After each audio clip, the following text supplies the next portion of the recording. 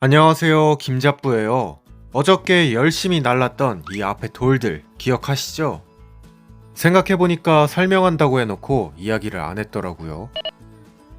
자, 저 돌들의 정체는 짜자잔, 바로 요 녀석입니다. 이거 뭔지 아시겠나요? 박스 안에 수천 장, 한 무더기가 들어있죠? 요것의 정체는 바로 지붕재입니다. 지붕재. 천연 슬레이트라고 불리는 지붕용 돌이에요. 전파남이라고 불리는 큰 돌을 작게 켜서 만든 것. 제가 현지에서 직접 받은 영상인데 만드는 모습 한번 보실까요? 신기하죠? 돌을 그냥 막 갈아버립니다. 그러고는 박스에 잘 담아서 이렇게 한국으로 넘어오게 됐어요. 오, 망치로도 막 때리네. 예전에는 강원도에서 지붕재로 많이 사용을 했고 벼루에도 요걸 썼다고 해요. 자, 사실 이때쯤부터 지붕 공사는 조금씩 진행이 되고 있었습니다. 먼저 지붕 후레싱이라고 불리는 처마 끝에 요 부품들, 빗물이 처마에 고이지 않고 떨어지게 해주는 그런 역할을 합니다. 물끊기라고도 불리죠. 처마 끝에 곡면을 내느라 요 후레싱의 시공도 이틀 정도 소요가 되었습니다. 끝부분이 볼록 튀어나와 있어서 물이 안으로 침투하지 않고 밖에서 잘 떨어지게 생겼죠? 지붕 고수님의 손길에 따라 용마루 쪽도 완성. 요것도 어떤 형태를 할까 고민을 좀 하다가 이 모양을 택한 건데 어떠신가요? 뭔가 좀 안정감이 들어 보이지 않나요? 그리고 역류 방지 1단 후레싱까지 완료. 서리가 채 녹기도 전 잡부는 또 어딘가를 갑니다. 바로 오늘 일을 도와줄 요정들을 데리러 왔어요. 자, 그리고 바로 일을 시작하는 요정들. 작업하기 편하도록 아래에 있는 돌들을 손수 다 올려야 합니다. 장수가 7,000장이 넘는지라 요정들이 없으면 할 수가 없어요. 아참, 그 전에 이 천연 슬레이트는 지붕재 중에 무지무지하게 비싼 고급 재료입니다. 설계 때는 몰랐는데 견적을 받아보니까 5,500만원 정도 나오더라고요. 그건 도저히 안 돼서 조경하는 분들께 석재회사를 소개받고 거기서도 견적을 받아보니 2,300만원 정도 엄청난 견적이 나왔습니다. 시공비 빼고 돌값만요. 그래서 다른 걸 해야 되나 고민을 하던 찰나에 빌더하우스 대표님의 조언. 직접 수입을 하면 싸대요. 제가 또 한때 수입으로 먹고 살았죠. 몇 년 만에 다시 수입업에 복귀해서 그날 바로 주문하고 한 달 만에 받았습니다. 자재는 여분까지 넉넉하게 주문했는데 관부가세 포함 딱 1,000만원 들었습니다. 몇천만원 아꼈죠. 수입할 줄 몰랐다면 꿈도 못 꿨을 천연 슬레이트를 그 덕분에 지붕에 올릴 수 있게 되었습니다. 집 짓는데 자재 수입까지 하게 될 줄은 정말 상상도 못했어요. 하지만 부지에도 요즘 낙엽이 후두둑 다 떨어지고 있는데 눈이 오기 전 빨리 지붕을 끝내야 합니다. 뭐 서리는 그렇다 쳐도 눈 오면 지붕 공사 끝이래요. 밥 먹다 말고 인사하러 온 양양이. 양양이 풀 먹어. 오호. 자, 다시 지붕 시공으로 돌아와서 일단은 지붕 끝에 추녀장을 올립니다. 처마의 모서리 부분을 넓게 깐 건데요.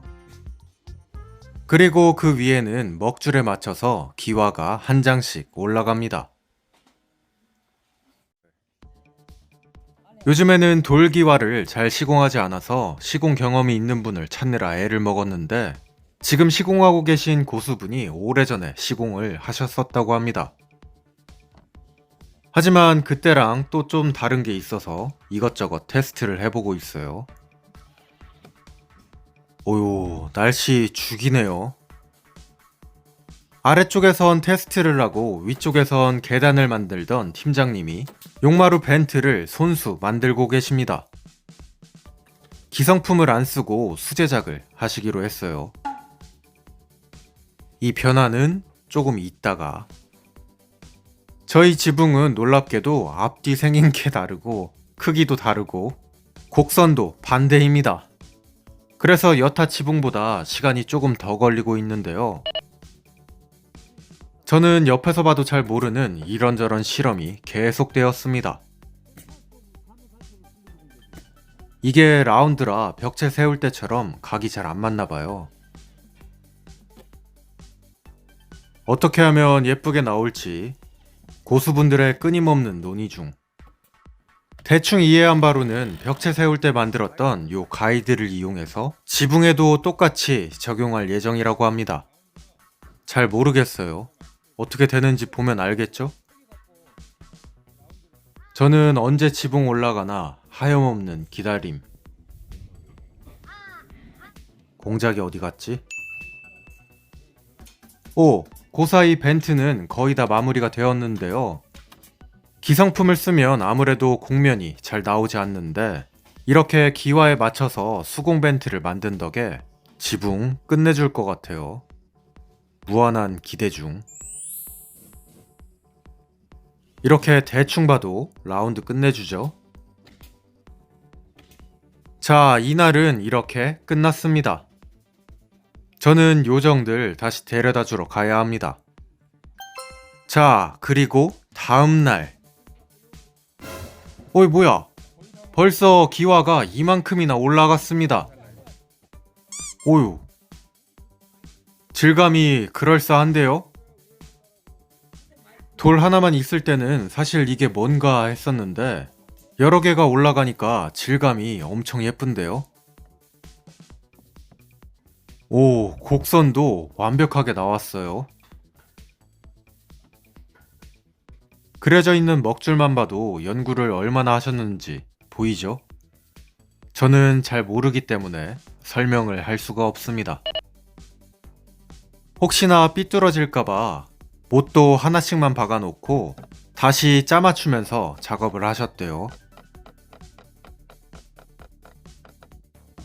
지금은 한국에서 거의 사용이 되지 않고 유튜브 유럽 영상에서나 볼 수 있는 요 망치로 찍는 장면. 요 못도 같이 수입을 했어요. 자, 그리고 또 이어지는 다음날. 아직 시공을 안 한 반대쪽에도 먹줄이 들어가고, 와, 죽이죠? 한 장 있을 때랑 색감이 또 다릅니다. 와, 이거 질감 정말 좋은데요? 와, 햇빛 받으니까 더 예뻐요. 아, 참고로 일반적인 지붕재보다 가격이 훨씬 비싸지만 요 녀석들을 시공을 하기로 한 건 요 돌기와의 수명이 100년 이상이기 때문입니다. 한번 제대로 시공을 해두면 고칠 일이 없대요. 동물의 집을 덮고 있는 이 리얼징크는 수명이 20년 정도밖에 안 되거든요. 근데 이 돌기와는 사실상 반영구라 나중에 수리하고 뭐하고 할 생각 안 하고 한 번 할 때 제대로 하기로 했습니다. 그렇게 생각하니까 이게 더 낫더라고요. 공사 시작 96일. 드디어 지붕이 올라가기 시작했습니다. 과연 요 지붕은 어떻게 바뀔지 궁금하신 게 있다면 댓글과 구독을 남겨주시고요. 오늘의 영상은 여기까지 보여드릴게요. 감사합니다. 김줄스였어요. 뿅.